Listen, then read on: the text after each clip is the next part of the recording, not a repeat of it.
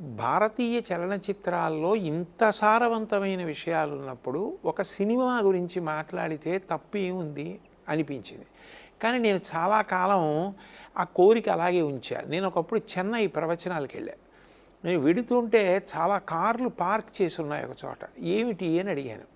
అడిగితే నాతో ఆ నిర్వాహకులు చెప్పారు, ఒక సంవత్సరంలో వచ్చిన సినిమాల్లో మంచి పాటలన్నింటినీ కూడా మాకు సుప్రసిద్ధమైనటువంటి ఉపన్యాసకులు వచ్చి ఆ పాట గురించి ఒక్కొక్కళ్ళు మాట్లాడి ఆ రచయితని సత్కరిస్తారండి అన్నారు. నాకు ఆ ఆలోచన నిజంగా చాలా నచ్చింది శర్మగారు.